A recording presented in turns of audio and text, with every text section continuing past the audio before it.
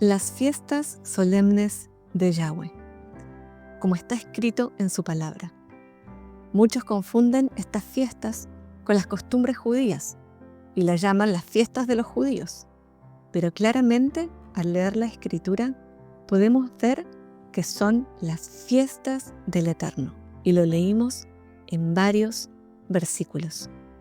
Y si nosotros reconocemos a Yeshua y al Eterno como nuestro Dios, entonces podemos ser partícipes de estas santas convocaciones. La palabra traducida al español como fiestas es la palabra moed o moadim en plural, que significa fecha señalada, cita, tiempo y lugar determinado. En Génesis capítulo 1, en el versículo 14 dice: dijo luego Dios, haya lumbreras en la expansión de los cielos para separar el día de la noche y sirvan de señales para las estaciones, para los días y años. Ahí la palabra traducida como estaciones es la misma palabra, moed.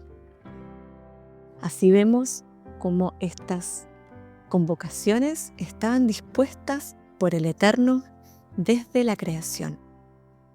Me gusta la palabra citas, porque como la Escritura nos habla de Yeshua como el novio y la iglesia como la novia, entonces antes de casarse los novios tienen citas, encuentros en donde se van conociendo, y en cada cita, se van conociendo más. El Eterno ya nos conoce, pero nosotros lo vamos conociendo más a Él. Y cuanto más lo conocemos, más lo amamos, ¿cierto? Y vemos a Yeshua en cada una de estas convocaciones y al plan perfecto de Dios para la humanidad. También aprendemos cómo tenemos que predisponernos o estar preparados para estas citas, para estos encuentros. La primera cita, el primer encuentro, que se menciona acá en Levítico 23 es el Shabbat. Este día especial, santificado por Dios, es un regalo del Eterno para nosotros. Qué bueno es parar un día a la semana de nuestro trabajo y de los propios afanes y dedicar este día a descansar, a estar en comunión con el Eterno, a aprender de su palabra. A mí al principio me costó bastante guardarlo porque el mundo no va acorde a los tiempos de Dios y mi vida antes de conocer la palabra tampoco. Pero ahora, después de ya practicarlo bastante tiempo, ahora ya espero con ansias el día de Shabbat. Y seguramente que a muchos ya les ha pasado también. La primera celebración también del año que vemos es Pesaj o Pascua. Fue la noche en que sacrificaron un cordero y pintaron los dinteles de las puertas de sus casas con la sangre que los protegió de la mortandad que envió el Eterno a Egipto para luego liberarlos. En esta celebración nos encontramos con Yeshua, la conmemoración de la última cena y su sacrificio, su sangre preciosa que nos libra del pecado y la muerte. La gloria y la honra sean para Él. Y Pesaj nos da el comienzo para la siguiente celebración, que es Hamatzot o panes sin levadura. La levadura en la Escritura representa el pecado. Al practicar esta celebración durante 7 días, podemos aprender mucho. Observamos que así como muchas cosas tienen levadura, cosas que nos rodean y que consumimos todos los días, el pecado también está ahí alrededor nuestro.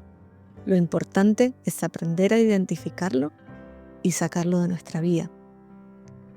Me parece tan precioso como el Eterno nos enseña y nos va capacitando, poniendo en práctica lo que nos instruye en sus fiestas, cómo nos va enseñando con cosas de la vida, cómo practicar esta celebración en Primera de Corintios, en el versículo 5, en el capítulo 5, en el versículo 7 al 8 dice: limpiaos pues de la vieja levadura, para que sean nueva masa, sin levadura, como sois. Porque nuestra Pascua, que es Cristo, ya fue sacrificada por nosotros. Así que celebremos la fiesta, no con la vieja levadura, ni con la levadura de malicia y de maldad, sino con panes sin levadura, de sinceridad y verdad. Así que así tenemos que prepararnos para esta cita, ¿cierto? Sacando la levadura, sacando la maldad de nuestras vidas. La siguiente es los primeros frutos o Omer Reshit, que significa la primera gavilla o la gavilla principal. Reshit también significa el principio. Y me pareció muy precioso porque ¿cómo empieza la Biblia? Bereshit, en el principio. Así que esta conexión me pareció muy linda. La resurrección de Yeshua es donde Él se presenta como la primicia, mostrándonos en Él el camino al Padre, un nuevo comienzo para nuestras vidas, con Él y para Él.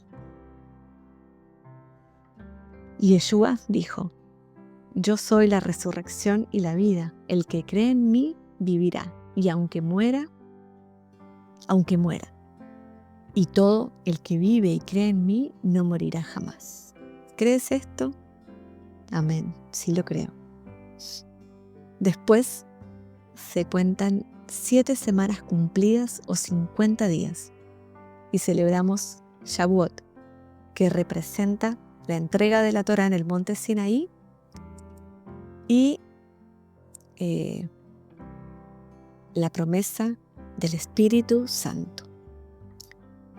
Juan 14 dice, en el versículo 15: si me amáis, guardad mis mandamientos, y yo rogaré al Padre, y os dará otro Consolador, para que esté con vosotros para siempre, el Espíritu de verdad, el cual el mundo no puede recibir porque no le ve ni le conoce, pero vosotros le conocéis porque mora con vosotros y estará con vosotros.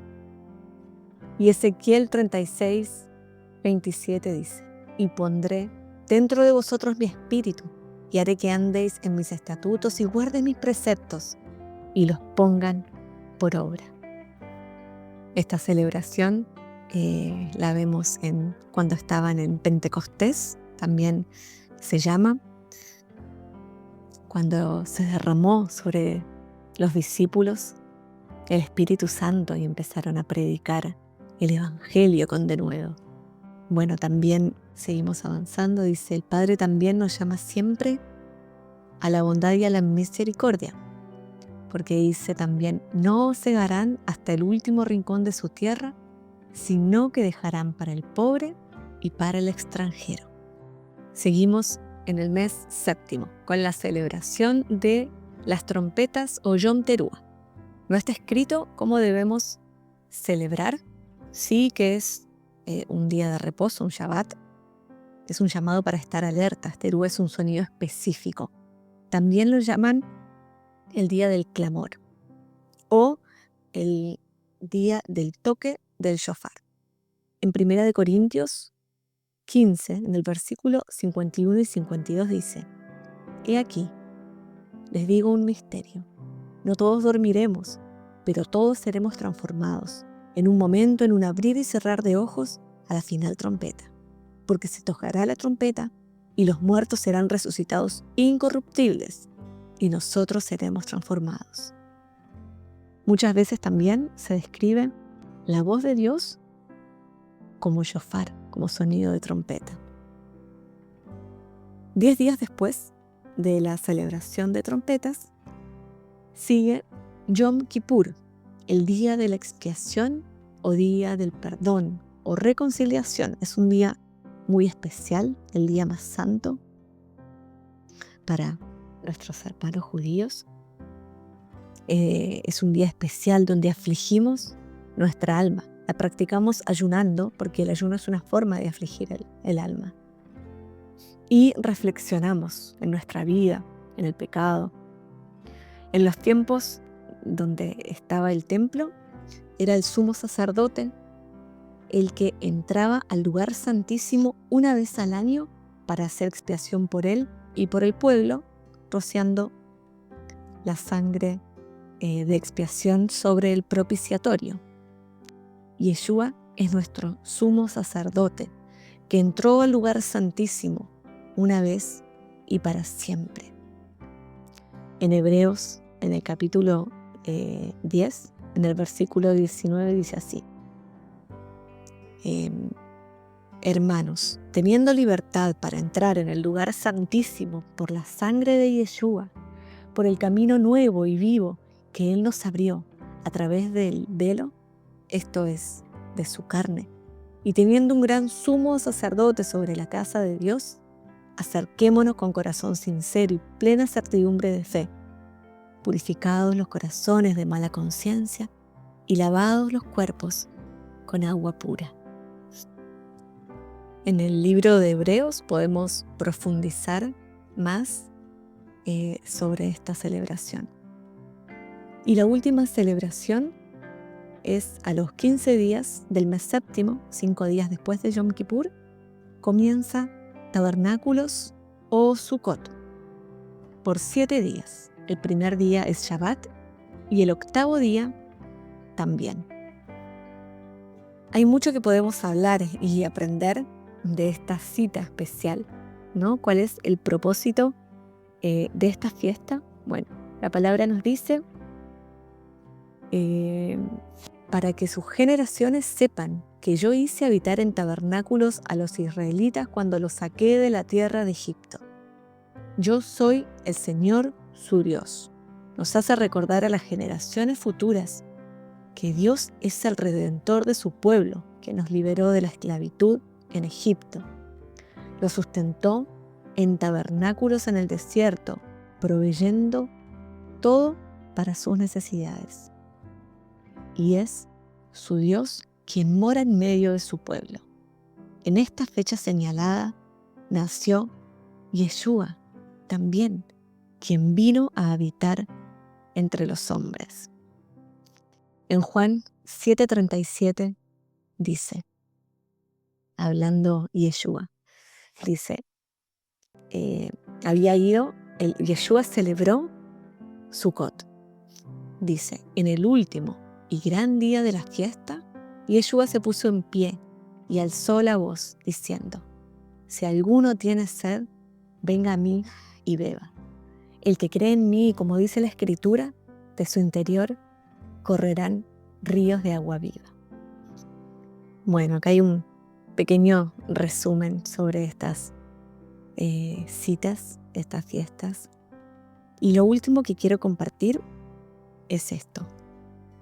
En Colosenses 2:17 Pablo dice, por tanto, nadie lo juzgue en comida o en bebida, en cuanto a días de fiesta, luna nueva o días de reposo, todo lo cual es sombra de lo que ha de venir, pero el cuerpo es de Cristo.